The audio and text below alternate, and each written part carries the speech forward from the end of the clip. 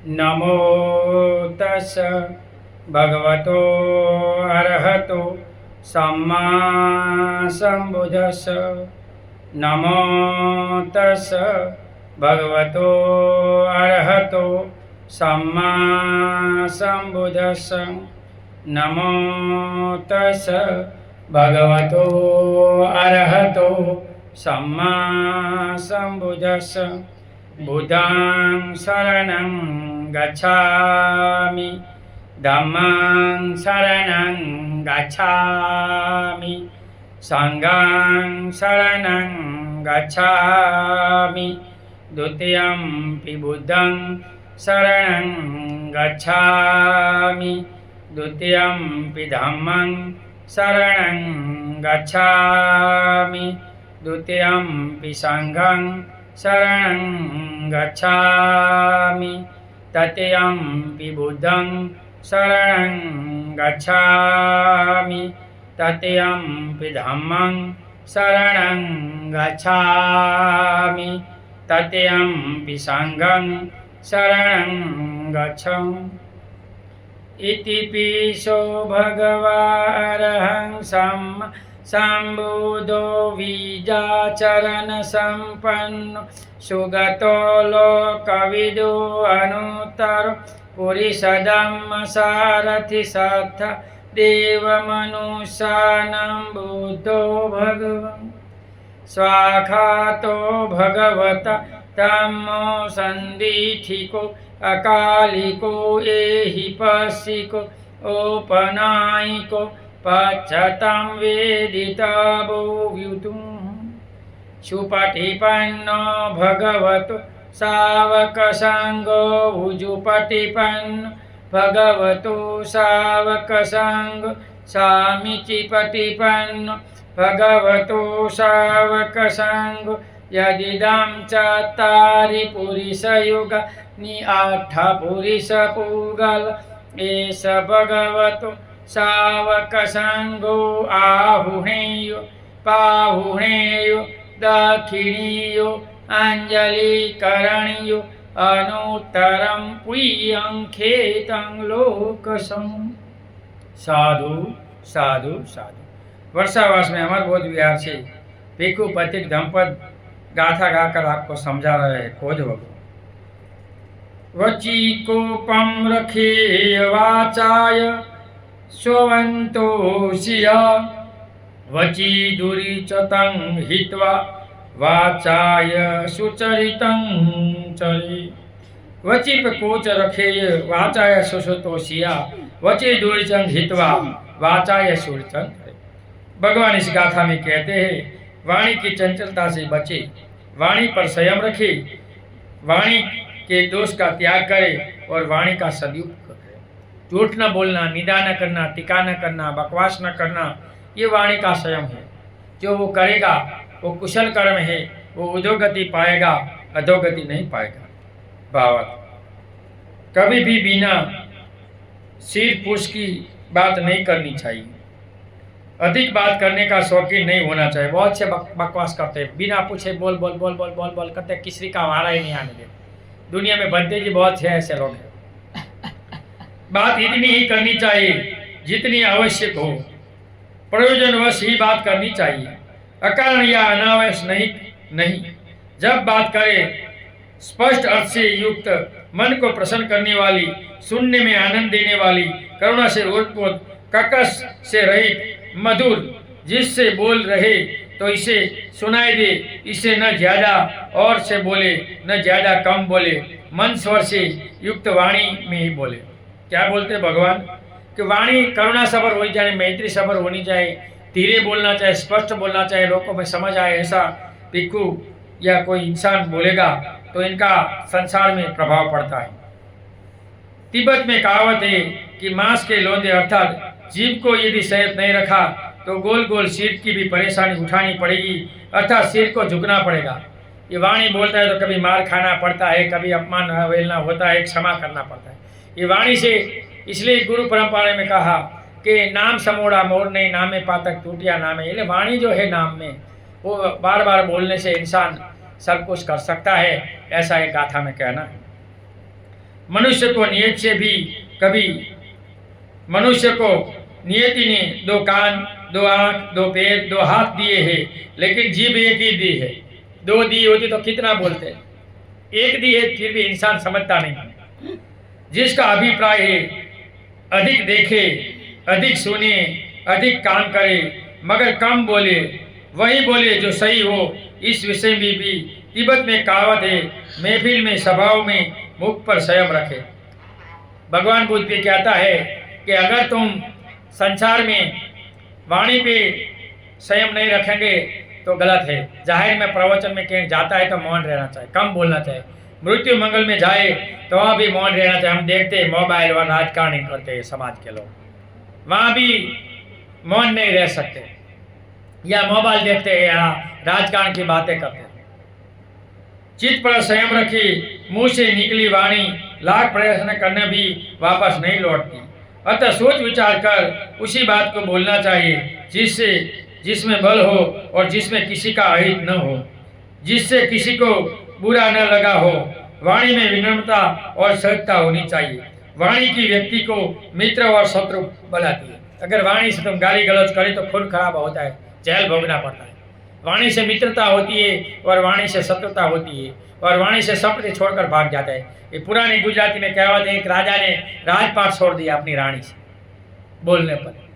तो वाणी से ऐसा होता है, इसलिए वाणी पर प्रतिबंध रखा। 4 प्रकार का भगवान ने कहा, झूठ मत बोलो, गाली गलौज मत बोलो, निंदा टीका मत करो, और सार्थक बोलो, बकवास मत करो। वाणी को झूठ, कठोर, पेशुचुनिय लोगों को बांटने वाली और व्यर्थ में बकवास करने दोषों से रहित होना चाहिए। बहुत से लोग कठोर बोलते हैं, गाली गलौज बोलते हैं, पशु तुल्य बोलते हैं, माँ बाप को आधार पर छोटे बच्चों को गालियाँ देते। बहुत महिला ऐसी करते, बुढ़ी महिला गाँव में, ये गलत है। कभी गाली बोलना पाप है, इसलिए कभी गाली नहीं बोलना चाहिए। जो गाली बोलेगा वो नरक में जाएगा, इसलिए कभी गाली मत बोलो। यहाँ एक गाथा खत्म हुई, आगे दूसरी गाथा 2, 3। मनोपकोपम रखेय मनसा संतोषिया, मनोदुचरितं हित्वा मनसा सुचरितेंचरी। भगवान कहते हैं कि मनो पर रखे मनसा संतोषिया, मनोदुचरित हित्वा मनसा सुचरितेंचरी। मन की चंचलता से बचे, मन को संयम रखे, मन के दोष को परित्याग करे और मानसिक सदाचरण बनाए। इसलिए कभी लोभ न करे, दान करे, क्रोध न करे, करुणा करे, मैत्री करे। और आगे भगवान कहता है कि मिथ्या दृष्टि से बाहर निकलो, सम्यक दृष्टि में रहो। ईश्वर में मानना, आत्मा में मानना, परमात्मा में माने, ब्रह्मा, ये मिथ्या दृष्टि है, वो कभी कोई पाएगा नहीं, इसको कुछ मिलने वाला नहीं है। इसलिए ऐसा काम मत करें।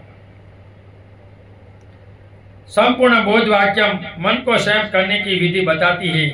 मन ही प्रमुख है, इसलिए पहला सूत्र है मनोपकंबा धम्मा, मनोश्रेष्ठा मनोमया, मनसासी भास्ति वा करोति वा ततो सुख औपायनी या चकोहतो होती। कि तुम जो कर्म करोगे वो कर्म कैसा होता है, जो सही करोगे तो परसाए की तरह सुख साया नहीं छोड़ेगा, गलत करोगे तो ये पहिया पीछे पीछे दौड़ता है, चक्को बैल के पीछे, ऐसे दुख तुम्हारा पीछा कभी नहीं छोड़ेगा। सभी शारीरिक एवं वाचिक मन कर्म से ही प्रेरित है, अतः मन पर संयम अत्यंत जरूरी है। अगर मन पर संयम नहीं रहेगा तो इंसान कभी संयमहीन नहीं रहेगा। इसलिए भंते जी हंसो मत, मन को संयम रखो। हम भिखू है, कभी बोलने से ऐसा हो जाता चलता है, कभी कभी सभी सूत्र याद नहीं रहते, कोई गलती में हो जाता है। जितना विशाल ब्रह्मांड बाहरी दिखाई देता है, उससे विशाल ब्रह्मांड मन के अंदर छुपा है। पूरा जगत मन के अंदर है। बाहर तो सिर्फ वर्तमान का ब्रह्मांड ही है, भीतर के मन में तो भूतकाल और भविष्य में आने वाले ब्रह्मांड है। ये में सब इसमें है, इसलिए बोल रहा है 5, 3.5 आज की काया में सब कुछ है। जितना विशाल वृक्ष बाहर से दिखाई देता है, उससे ज्यादा जड़ के रूप में जमीन के नीचे होता है। वो जड़ के चलते वृक्ष खड़ा है, हरा भरा है। वह जड़ सूख जाए तो वृक्ष अस्तित्व तो नहीं रहता, क्योंकि वो इससे खाता है, पीता है, पानी मिलता है और हिलता है। ऊपर जो वृक्ष होता है वो झाड़ पवन में गिर जाता है। हमारा समाज, हमारा व्यक्तित्व अभ्यंतर मन का ही प्रतिबिंब है। तिब्बत में कहावत है, शरीर के रोग को मूत्र की परीक्षा में समझ सकते हैं। मानसिक दशा का जीवा के चलने से पता लगता है, अर्थात मन ही सबका मूल है, मन ही सबका मालिक है, मन ही अच्छे बुरे के कार्यों का कारण है। अतः मन को उनके दोषों से, तृष्णा, राग, द्वेष, मोह, अहंकार, ईर्ष्या से दूर रखना चाहिए, उसे वश में नहीं आना चाहिए।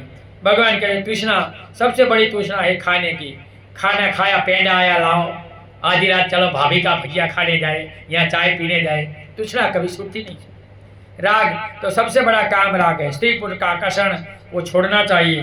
द्वेष, बदले की भावना, ईर्ष्या, क्रोध, मोह यानी अज्ञानता, अहंकार, तो सबसे ज्यादा अहंकार बोधों में, मुझे स्टेज नहीं दिया, मुझे नहीं बुलाया, मुझे निमंत्रण नहीं दिया, मुझे बोलने नहीं दिया। हम सौराष्ट्र में पुण्य में भिक्षु से ज्यादा वो बोलते हैं उपासक, मुफ्त में भी दिया करने जाते हैं। ईर्ष्या आदि से बुरा। तो यहाँ ये गाथा खत्म हुई। आगे दूसरी गाथा में गाकर आपको समझाने का प्रयत्न करता हूँ। गाथा नंबर 2, 3, 4।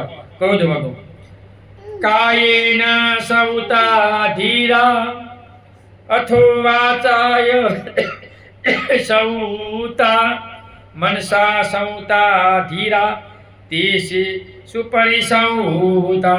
कायेन सौता धीरा अथो वाचाय सौता मनसा सौता धीरा तेनेव सुपरिसौ सौता। तो भगवान इस गाथा में कहते हैं धीर व्यक्ति काया से संयत है, वाणी से संयत है और मन से संयत, वो पूर्ण रूप से संयत है। तो भिक्षु को काया वाचा मन से संयत रहना चाहिए। खाने में खाता हूँ, पीता हूँ, चलता हूँ, बैठा हूँ, ध्यान साधना करता हूँ, वाचित होना चाहिए, संयत होना चाहिए।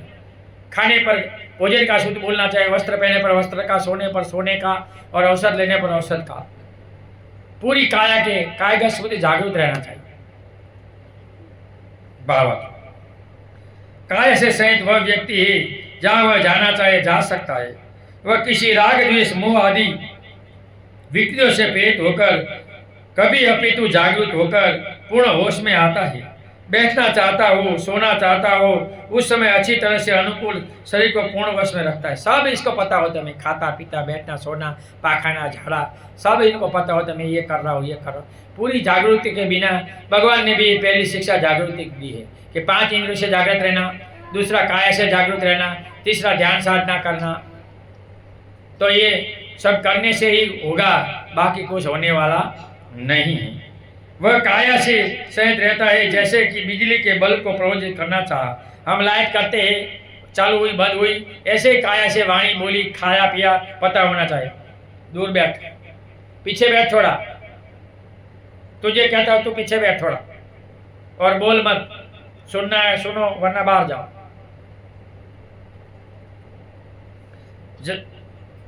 उसी प्रकार वाणी पर भी अपना नियंत्रण होना चाहिए। यह नहीं कि किसी के चाहने से किसी बात पर प्रतिक्रिया कर ले और किसी से प्रशंसा पर गदगद हो जाए। ये भगवान ने कहा है कि मेरी वाणी का कोई बखान करे तो हंसना नहीं है, खुशी नहीं होना है, और कोई निंदा करे तो शांत रहना। वैसा ही भिक्षु है। और किसी की निंदा या पर क्रोध नहीं करना चाहिए, और निंदा करने वाले को अपने में बदलाना है तो बदल जाना चाहिए, दोष है तो सुधर जाना चाहिए। जागृत अवस्था में होश में उपायवश वह समझेगी कि यहाँ मुझे क्रोध करना है। कभी भी कहीं करना हो, बच्चे अपने माता पिता को सुधारने के लिए कभी करती है, तो कभी कभी कहीं करना चाहिए। भगवान ने भी देवदत्त को कहा था, तो कभी कभी कुछ करना चाहिए। अर्थात जोर से कहना ही वहाँ वह कह सकता है। इसी प्रकार जहाँ चाहे वह उपायवश कोई भी काम या वाणी का उपयोग कर सकता है, बशर्ते वह सजग होकर करना चाहे। इनका कर्म नहीं बनना चाहिए। गलत कर्म बन जाता है तो संसार दुखी होता है, इसलिए ये न मत करो। जागृत होकर परिरत के लिए करे, परहित के लिए करे। ऐसा व्यक्ति किसी के हाथ की कठपुतली नहीं बनता। वही काय एवं वाक्य स्वामी है। इसी प्रकार मन को भी जब तक वह समाधि में रखना चाहे वह रख सकता है। मन जिनका काबू में हो वो सब कुछ रह सकता है, लंबी लंबी समाधि कर सकता है। जब जिस विचार को लाना चाहे ला सकता है, जहाँ जिस विचार को रोकना है रोक सकते हैं। जिस प्रकार की क्षमता हासिल हो वह धीर संयमी पुरुष कर सकता है, और वही ध्यान साधना कर सकता है, और वही जीवन में अच्छी तरह जीवन बचा सकता है। तो इस गाथा में भगवान ने मन को संयत करने को कहा है कि मन से भी होता है, इसलिए मन का भी सूत्र है मनोभूकंपा धम्मा। भगवान ने कहा है सारा जो घटना है वो मनों से होती है, इसलिए मन को अपने काबू में रखना चाहिए। यहाँ ये क्रोध वर्ग की गाथा खत्म हुई, आगे हम मल गाएंगे। यहाँ ये गाथा खत्म हुई। नमो बुद्धाय, जय भीम।